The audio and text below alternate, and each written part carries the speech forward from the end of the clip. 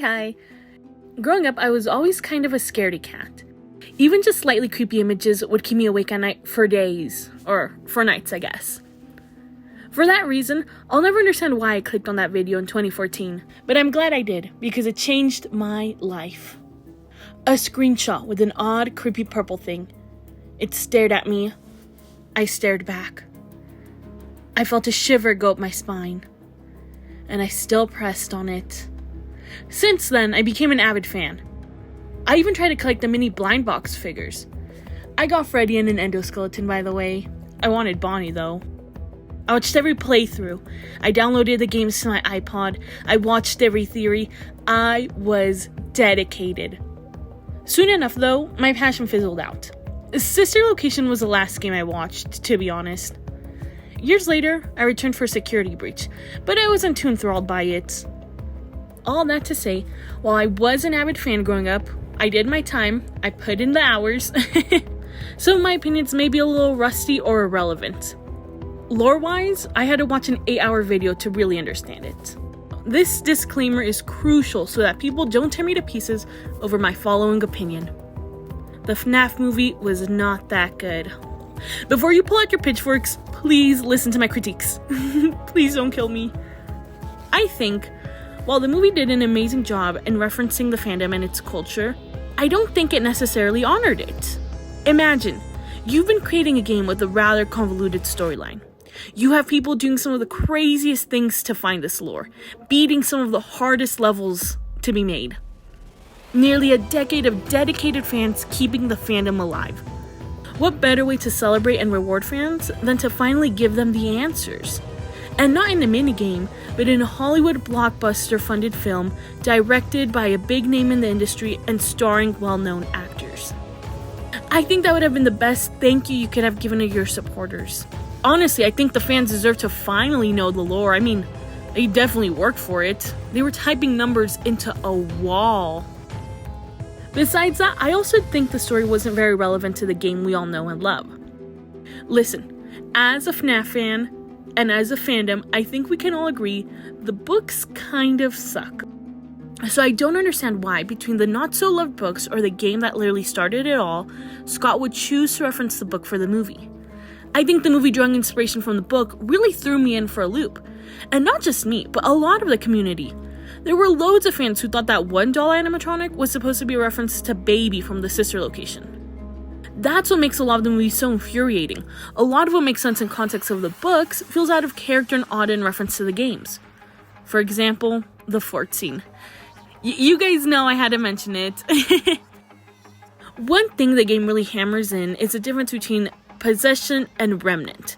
Possession implies full control and, like Annabelle and scary doll situations. Remnant is the residue of memories being molded into the metal, or something like that.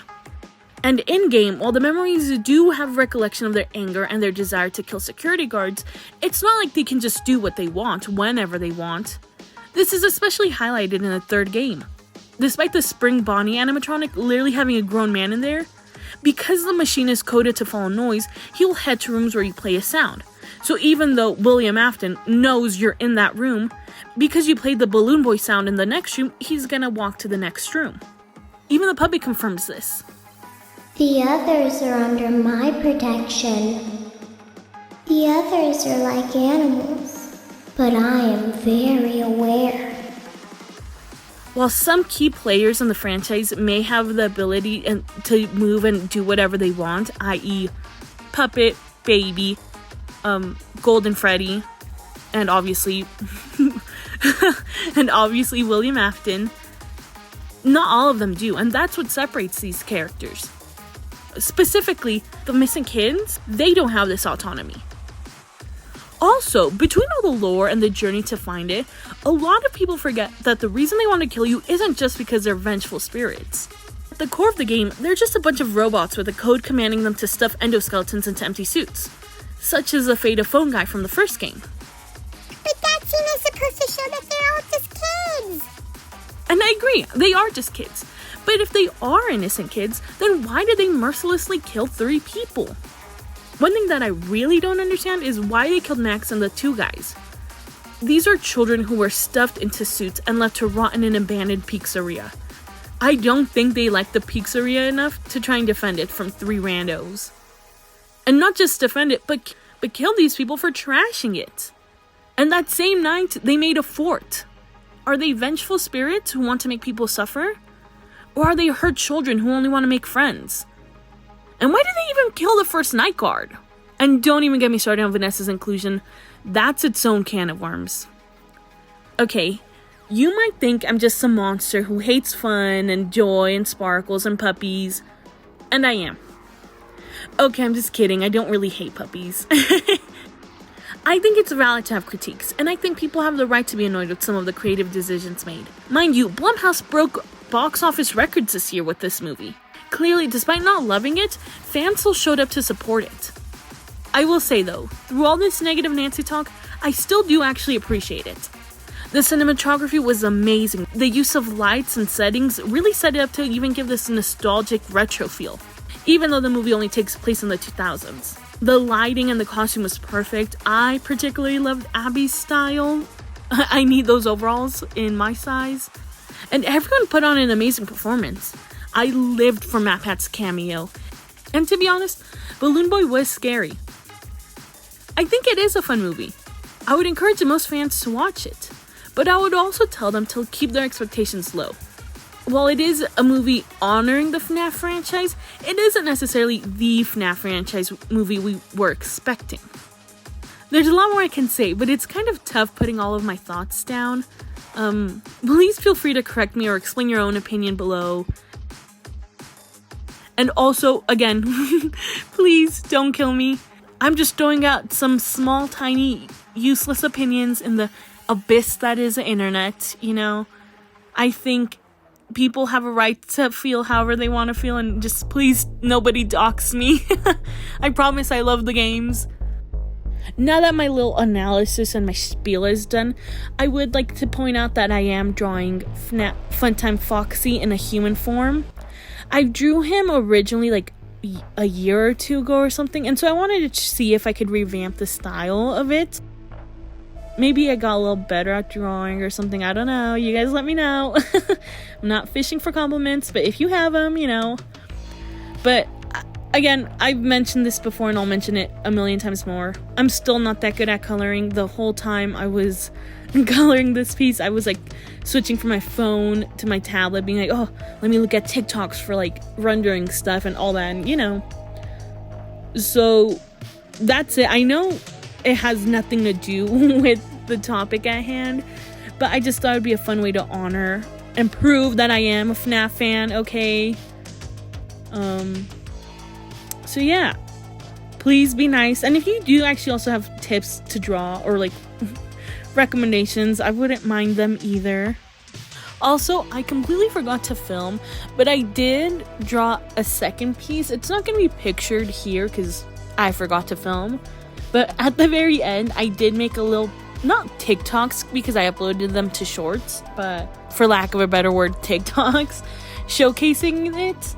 I was just a little inspired to draw, what's his name? To draw Funtime Foxy. I remember distinctly when Funtime Foxy came out, there was a lot of debate about the gender, because Funtime Foxy obviously looks like Mangle, who obviously is supposed to be Foxy. So it's like, whoa, well, Foxy was a boy and Mangle has no gender and like this and that, whatever. I did choose to do a male presenting simply because they do have a more masculine voice. Which, to be honest, I think I also have a masculine voice. So, I don't know. No hate to anyone who does any other option. And to be fair, I should have gone for something more non-binary. But I don't know. I'm trying to push myself by drawing more guys, I guess. And it was just what I drew first because originally, and if you don't know this, on TikTok, a lot of my likes came from, okay, this is gonna be embarrassing. A lot of my likes come from, like, self-insert stuff. And usually self-insert is, like, for females or people attracted to males and such. So that was kind of the thinking behind it. Yes. So back to the first part. So we're gonna see at the very end, I'm gonna show you guys what the first drawing was from like 2021, 2022 or whatever, then this drawing, and then the last drawing. And I present to you Funtime Foxy! Woo!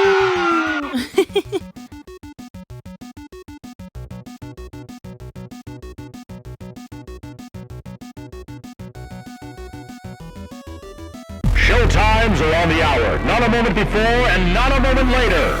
I'm sorry, but there was never enough room on this stage for both of us.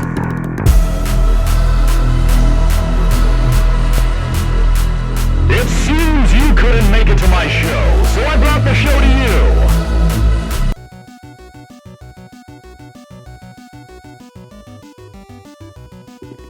Adam, why do you do that?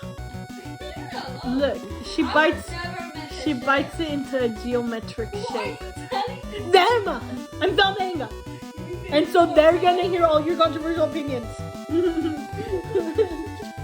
And if you like the video, please just watch it. I need people to watch videos, please. I'm talking to the biz right now. Have a good day. Bye.